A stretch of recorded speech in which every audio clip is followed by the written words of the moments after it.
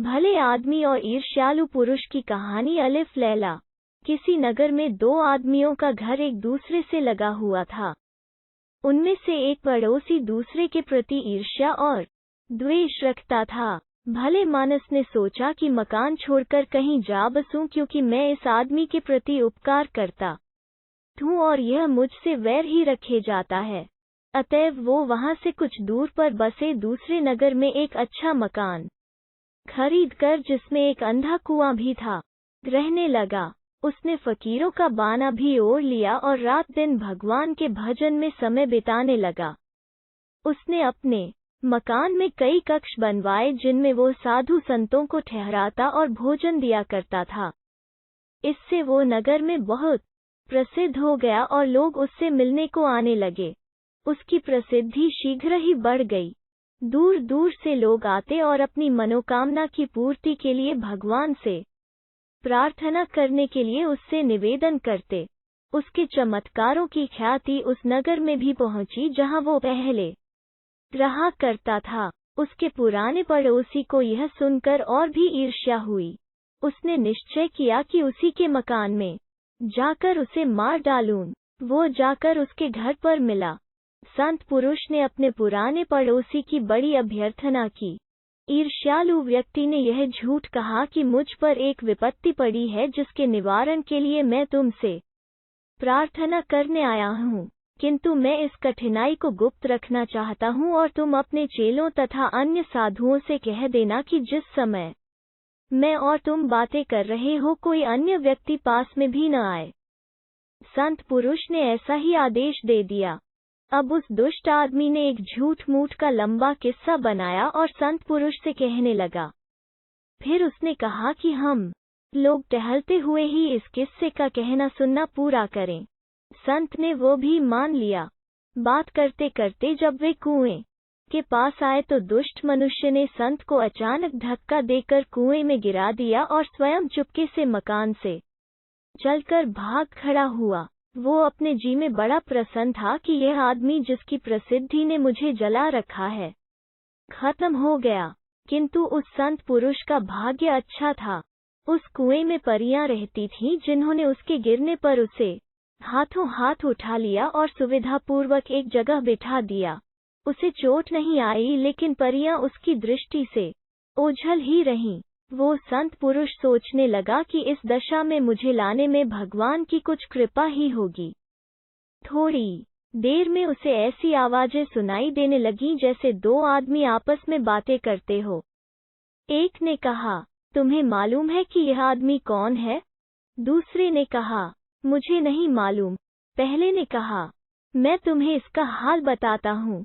ये अत्यंत सच्चरित्र और शीलवान व्यक्ति है। इसने अपना नगर छोड़कर यहाँ रहना इसलिए शुरू किया कि इसे वहाँ अपने पड़ोसी से, जो इससे जलता था, उलझना न पड़े। इस नगर में ईश्वर की दया से इसकी ख्याति बहुत बढ़ गई।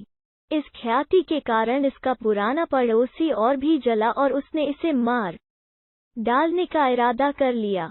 वो इसके घर आया और इसे बहाने से यहाँ लाकर कुएं में गिरा दिया। यदि हम लोग इसकी सहायता न करते तो यह मर ही जाता।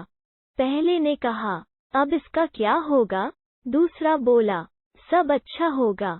कल इस नगर का बादशाह इसके पास आकर इससे निवेदन करेगा कि यह उस बादशाह की पुत्री के स्वास्थ्य के लिए भगवान से प्रार्थना करे। पहले ने कहा, राजकुमारी को क्या रोग है? दूसरे ने कहा, राजकुमारी पर मैमून नामक जिन का पुत्र दिमदिम आसक्त है और वही उसके सिर पर चढ़ा रहता है, जिससे राजकुमारी हमेशा बीमार और बदहवास रहती है। उसके हटाने का उपाय बड़ा सरल है। इस संत के घर में एक काली बिल्ली है, जिसकी पूंछ की जड़ के पास एक श्वेत हिस्सा है। इस संत को चाहिए कि उस श्वेत भाग से 7 बाल उखाड़ कर अपने पास रखे। जब शहजादी इसके पास लाई जाए तो इसे चाहिए कि वे बाल आग में जलाकर उनका धुआं शहजादी की नाक में पहुंचा दे। इससे वो निरोग हो जाएगी और आगे भी दिमदिम कभी उनके पास नहीं फटकेगा। संत पुरुष ने परियों और उनके साथियों को यह बातचीत सुनकर भली प्रकार याद रखी। रात भर वो कुएं में रहा। सवेरे जब उजाला हुआ तो उसने देखा कि कुएं की दीवार में ऊपर से नीचे तक मरोखे बने हुए हैं। वो उनके सहारे थोड़ी ही देर में ऊपर आ गया। उसके शिष्य और भक्त जो रात भर उसे खोजते रहे थे उसे देखकर अत्यंत प्रसन्न हुए। उसने उनसे कहा कि मैं संयोगवश कुएं में गिर गया था लेकिन मुझे चोट नहीं आई। फिर वो अपने घर में आकर बैठ गया। थोड़ी ही देर में काली बिल्ली घूमती फिरती उसके पास से निकली। संत पुरुष को कुएं में सुनी बातें याद थीं, इसलिए उसने बिल्ली को पकड़कर उसकी खाल के श्वेत भाग से 7 बाल उखाड़ लिए और अपने पास रखे। कुछ काल के पश्चात नगर का बादशाह वहां आया। उसने अपनी सैनिक टुकड़ी बाहर छोड़ी और कुछ सरदारों के साथ मकान के अंदर आ गया। संत पुरुष ने आदरपूर्वक उसका स्वागत किया। बादशाह ने कहा, हे योगी राज, आप तो सबके दिलों का हाल जानते हैं। आप तो समझ ही गए होंगे कि मैं क्यों यहाँ आया हूँ। संत पुरुष ने कहा, शायद आपकी बेटी अस्वस्थ है और उसके स्वास्थ्य लाभ की आशा ही से आपने मुझ अकिंचन की कुटिया को पवित्र किया है। बादशाह ने कहा, आपने बिल्कुल ठीक कहा, मैं इसी कारण यहाँ आया हूँ। अगर आपके आशीर्वाद से मेरी बेटी स्वस्थ हो जाए तो मेरी सबसे बड़ी चिंता दूर हो जाए। संत पुरुष ने उत्तर दिया, आप अपनी बेटी को यहीं बुलवा लें। मैं भगवान से प्रार्थना करूंगा कि वो स्वस्थ हो जाए और आशा है कि मेरी प्रार्थना स्वीकार होगी। बादशाह यह सुनकर अत्यंत प्रसन्न हुआ।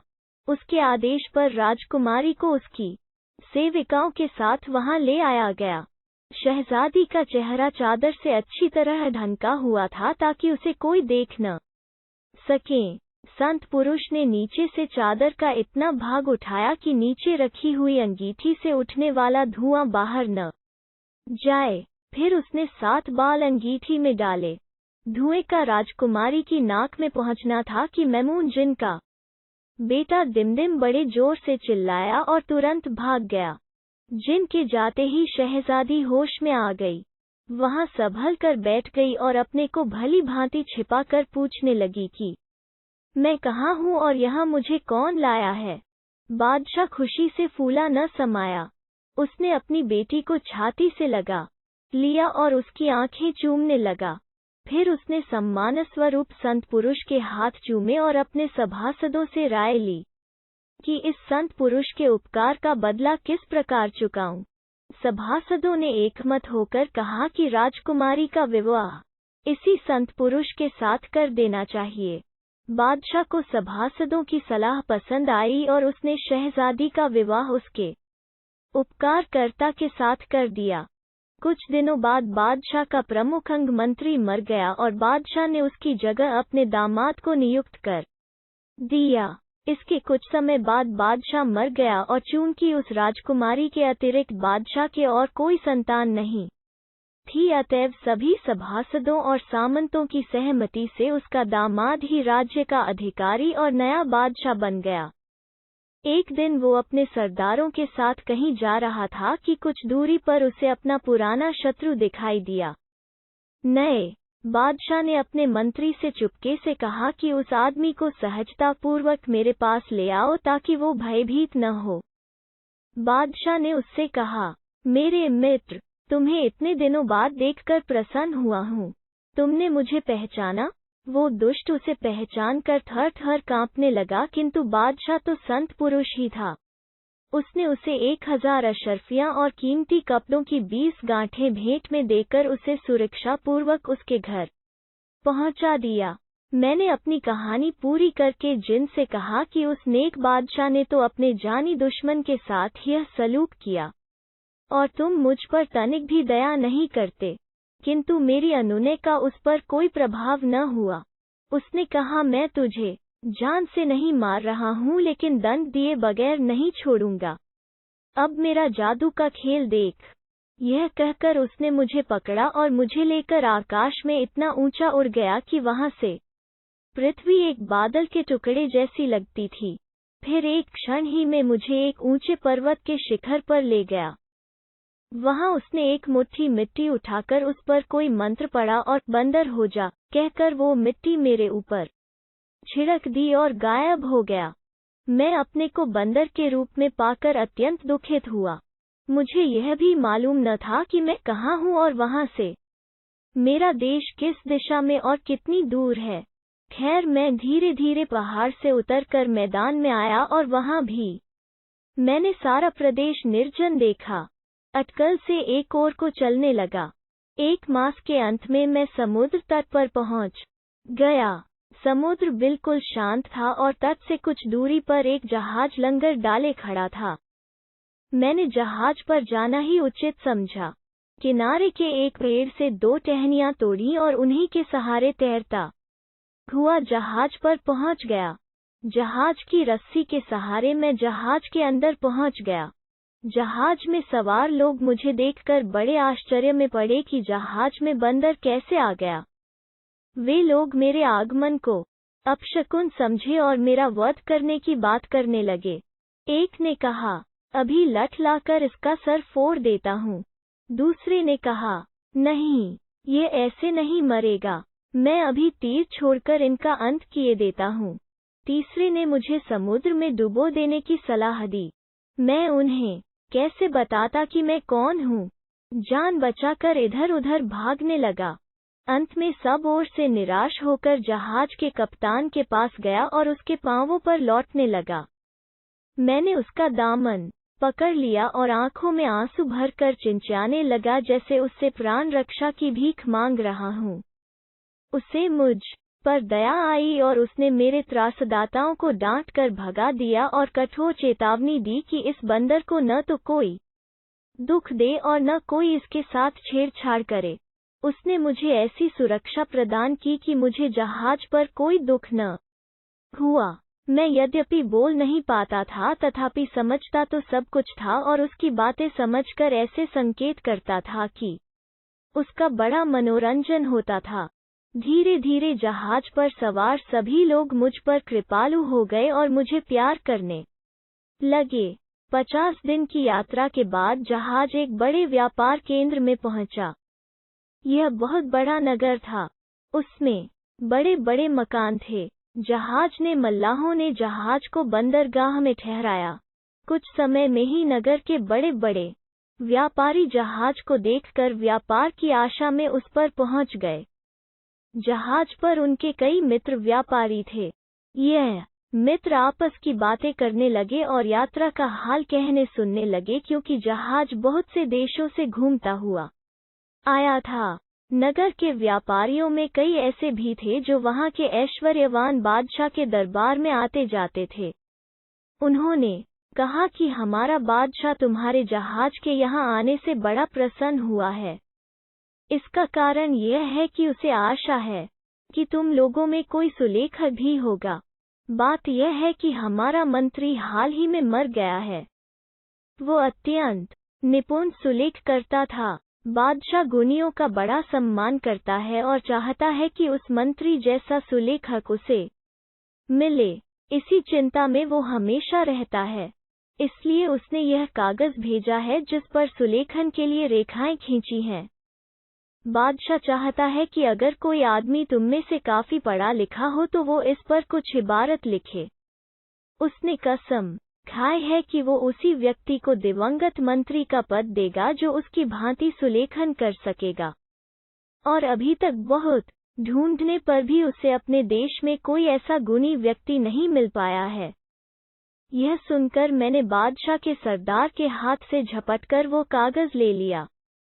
इस पर जहाज के सभी लोग, विशेषतः पढ़े लिखे व्यापारी, चीख पुकार करने लगे कि यह बंदर अभी इस कागज को चीर फाड़ कर समुद्र में फेंक देगा। किंतु जब उन्होंने देखा कि मैंने कागज बड़े ढंग से पकड़ा है तो सब चुप होकर देखने लगे।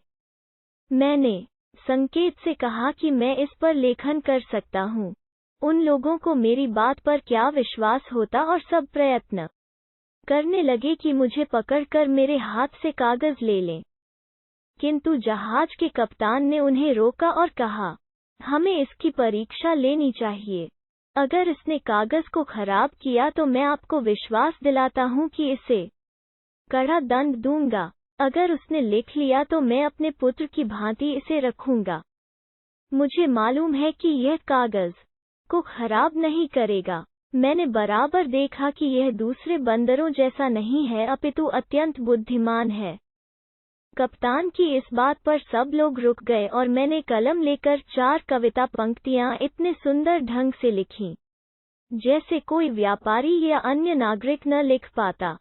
सरदार मेरा लिखा कागज बादशाह के पास ले गया। बादशाह ने मेरे सुलेख को भी पसंद किया और मेरी कविता को भी। उसने सरदारों से कहा कि एक भारी खिलात सम्मान परिधान ले जाओ और उस आदमी को पहनाओ जिसने यह लिखा है, और एक बढ़िया घोड़ा भी घुड़साल से ले जाओ और उसे सम्मानपूर्वक सवार कराकर यहाँ ले आओ। सरदार ये आज्ञा सुनकर हंस पड़ा। बादशाह को बड़ा क्रोध आया। उसने कड़क कर कहा, यह क्या बदतमीजी है, तुम्हें दंड का भय नहीं है? सरदार हाथ जोड़कर बोला, महाराज क्षमा करें, यह लेख किसी मनुष्य ने नहीं लिखा, एक बंदर ने इसे लिखा है। बादशाह ने कहा, क्या बक रहे हो, बंदर भी कहीं लिखता है? सरदार ने अपने साथियों की ओर देखा। उन्होंने भी हाथ जोड़कर कहा, जहां पनाह, हम सबने अपनी आंखों से देखा है कि इस कागज पर एक बंदर ही ने लिखा है।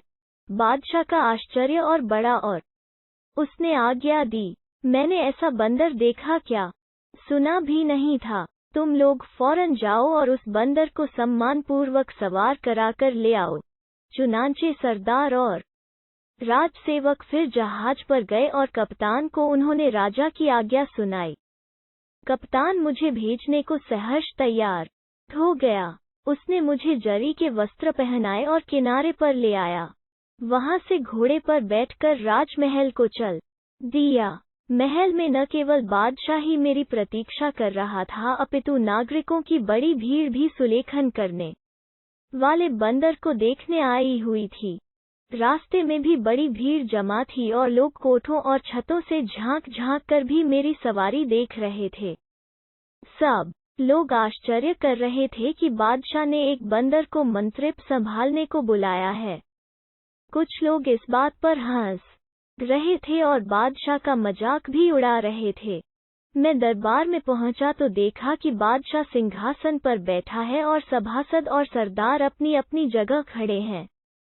मैंने दरबार के शिष्टाचार के अनुसार 3 बार कोर्निश भूमि तक हाथ ले जाकर प्रणाम करना की और एक और अदब से खड़ा हो गया। सभी उपस्थित जन मेरे इस व्यवहार को देखकर आश्चर्य में पड़ गए कि बंदर ऐसा शिष्टाचार कैसे कर रहा है। खुद बादशाह को भी मेरी चाल ढाल देखकर बड़ा आश्चर्य हो रहा था। कुछ देर में दरबार बर्खास्त हुआ। बादशाह के पास केवल मैं और उसका एक वृद्ध अधिकारी रह गए। हम दोनों बादशाह के आदेश पर उसके साथ महल के अंदर गए। बादशाह ने शाही भोजन मंगवाया और मुझे खाने का इशारा किया। मैं बड़ी तमीज के साथ खाना खाने लगा। जब भोजन समाप्त हुआ और बर्तन उठा लिए गए तो मैंने कलमदान की ओर संकेत किया। कलमदान मेरे पास लाया गया तो मैंने कुछ काव्य पंक्तियां बादशाह को धन्यवाद देते हुए रची और उन्हें सुंदर ढंग से कागज पर लिख दिया। बादशाह को यह देखकर आश्चर्य और प्रसन्नता और अधिक हुई। उसने मुझे एक पात्र मदिरा से भरकर दिलवाया। उसे पीकर मैंने एक और कविता अपने दुर्भाग्य के बाद मिलने वाले सौभाग्य के संबंध में लिख दी। अब बादशाह ने शतरंज मंगाई और इशारे से पूछा कि क्या इसे खेल सकते हो। मैंने स्वीकारात्मक रूप से अपने सिर पर हाथ रखा। पहली बाजी बादशाह ने जीती और दूसरी और तीसरी मैंने जीत ली। बादशाह को इस पर झुंझलाहट होने लगी कि वो एक बंदर से हार गया। मैंने फिर एक काव्य रचकर कागज पर लिख दिया जिसका आशय था कि 2 योद्धा दिन भर आपस में युद्ध करके शाम को मित्र बन जाते हैं और रात को युद्ध भूमि में सोते रहते हैं। इस बात से बादशाह का आश्चर्य अत्यधिक बढ़ गया। उसने सोचा कि ऐसा बंदर जो मनुष्य से बढ़कर बुद्धिमत्ता और हाजिर जवाबी प्रदर्शित करे कभी देखा सुना नहीं गया। उसने यह बात अपने सभासदों से कही तो उन्होंने उसका समर्थन किया। अब बादशाह ने चाहा कि मुझे अपनी रानी और अपनी पुत्री को भी दिखा दे। उसने खोजों के सरदार को आज्ञा दी कि आदमियों को हटाकर बेगम साहबा और शहजादी को यहाँ ले आओ। बेगम तो साधारण रूप से आई, लेकिन शहजादी ने जो मुंह खोले आई थी, मुझे देखकर नकाब डाल लिया और बाप से बिगड़ कर बोली कि आपको क्या हो गया है कि अपरिचित पुरुष के सामने मुझे मुंह खोले हुए बुला लिया। बादशाह ने कहा, तुम्हारे होश हवास तो ठिकाने हैं? यहाँ कौन मर्द है सिवाय मेरे? और मैं तुम्हारा बाप हूँ।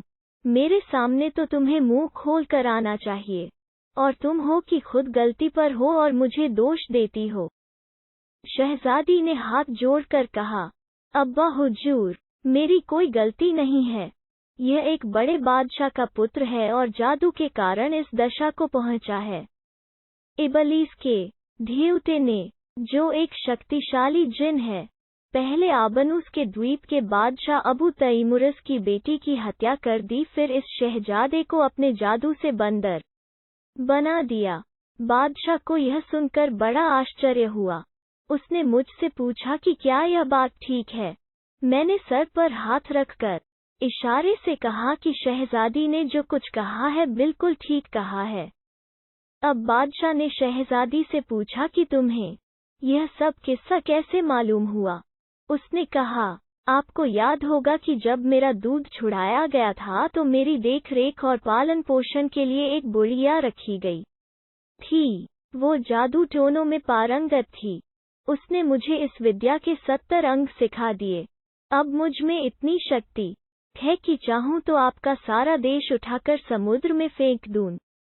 जो व्यक्ति जादू के जोर से मनुष्य के बजाय किसी अन्य जीव को देह धारण कर लेते हैं, मैं उन्हें तुरंत पहचान लेती हूँ और मुझे यह भी मालूम हो जाता है कि किसके जादू से यह हुआ है। इसीलिए मैंने इसे पहली ही नज़र में पहचान लिया कि यह बंदर नहीं है बल्कि राजकुमार है। बादशाह ने कहा, बेटी, तुम इतनी गुणी हो, यह मुझे मालूम ही नहीं था।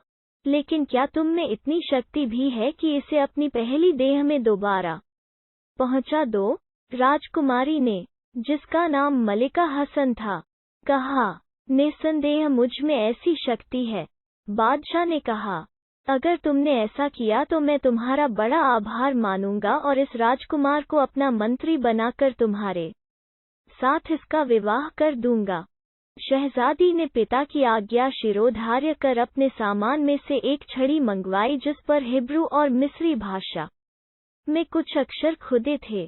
फिर उसने अपने पिता से कहा कि आप लोग कुछ दूरी पर सुरक्षापूर्वक बैठें। हम लोगों ने ऐसा किया तो शहजादी ने कक्ष की भूमि पर छड़ी से एक बड़ा गोला खींचा और हिब्रू और मिस्री भाषाओं के कुछ मंत्र पढ़ने लगी। इसके पश्चात वो घेरे के अंदर चली गई और कुरान शरीफ की कुछ आयतों का पाठ आरंभ कर दिया। कुछ ही देर में घटाटोप अंधेरा छा गया। हमें मालूम हो रहा था जैसे प्रलय काल ही आ गया है। हम लोग क्षण प्रतिक्षण भयभीत होते जा रहे थे।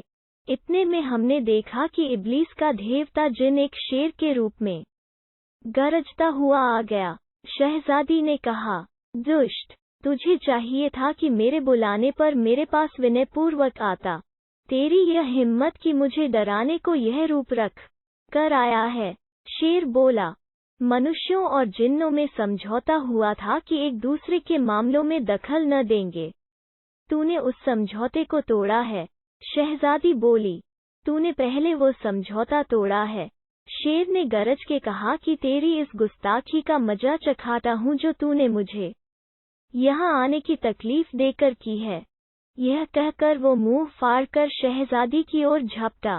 वो होशियार थी, उछलकर पीछे हट गई और अपने सिर से एक बाल उखाड़ा और उसे मंत्र करके फेंक दिया। वो बाल तलवार बन गया और उसने शेर के धड़ के 2 टुकड़े कर दिए। लेकिन यह टुकड़े गायब हो गए और सिर्फ सिर रह गया जो बिच्छू बन गया। अब शहजादी ने सांप का रूप धारण किया और उस पर टूट पड़ी। बिच्छू थोड़ी ही देर में घबरा कर पक्षी बन गया और आसमान में उड़ गया। शहजादी भी उकाब बनकर उसके पीछे पड़ गई। उड़ते उड़ते दोनों हमारी दृष्टि से छुप गए। कुछ ही देर में हमारे सामने की भूमि फट गई और उसमें से 2 बिल्लियां लड़ती हुई निकली। एक काली थी, दूसरी सफेद। कुछ देर तक वे दुम खड़ी करके चीखती रहीं, फिर काली बिल्ली भेड़िया बनकर सफेद बिल्ली पर झपटी। सफेद बिल्ली कोई उपाय न देखकर कीड़ा बन गई और तुरंत एक पेड़ पर चढ़कर उसमें लटके अनार के अंदर घुस गई। वो अनार बढ़ने लगा और बढ़ते बढ़ते एक घड़े का आकार का हो गया। फिर वो पेड़ से अलग हो गया और हवा में इधर उधर लहराने लगा। कुछ देर में वो अनार जमीन पर गिरकर फट गया और उसके टुकड़े इधर उधर बिखर गए। उसमें से सैकड़ों दाने पृथ्वी पर गिरकर फैल गए। अब वो भेड़िया तुरंत एक मुर्गा बन गया और उसने अनार के बिखरे हुए दानों को जल्दी जल्दी चुनना शुरू कर दिया। जब वो सारे दाने खा चुका तो हम लोगों के पास आया और जोर से बांग देने लगा, जैसे पूछता हो कि कोई दाना रह तो नहीं गया। वो स्वयं भी इधर उधर दौड़कर देखने लगा। एक दाना नहर के किनारे पड़ा था। मुर्गा दौड़ा कि उसे भी खा ले, लेकिन वो दाना लुढ़कता हुआ नहर में गिर गया। नहर में गिरकर वो दाना मछली बन गया। मुर्गा भी उसके पीछे नहर में कूद गया। कुछ देर तक दोनों आंखों से ओझल रहे, फिर बड़े जोर की चीख पुकार हुई जिससे हम लोग बहुत डर गए। फिर देखा कि जिन और शहजादी दोनों अग्निपुंज हो गए हैं और एक दूसरे की ओर लपटें फेंक रहे हैं, जैसे कि आपस में लड़ाई कर रहे हों। ऐसा मालूम होता था कि हर तरफ आग ही आग फैली है। हम इस डर से कांपने लगे कि यह आग हमें तो क्या सारे देश को भून कर रख देगी। इससे भी भयानक एक समय आया जब जिन शहजादी से लड़ना छोड़कर हमारी ओर झपटा और हमारी ओर लपटें फेंकने लगा, लेकिन शहजादी भी झपट कर आई। उसने जिन को दूर हटा दिया और हमें और सुरक्षित स्थान पर कर दिया। फिर भी इतनी देर में खोजा जलकर भस्म हो गया। बादशाह का मुंह झुलस गया और मेरी दाईं आंख में एक चिनगारी पड़ गई, जिससे मेरी वो आंख फूट गई।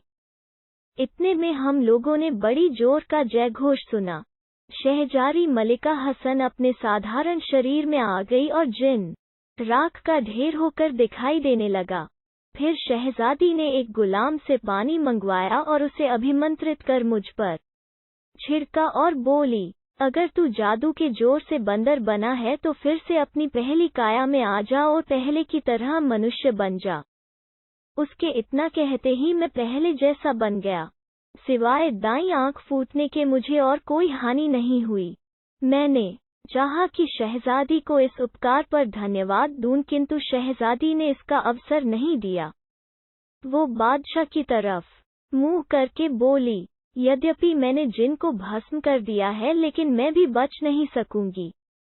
हमारी समझ में कुछ नहीं आया तो उसने बताया, ये अग्नि युद्ध बड़ा भयानक होता है।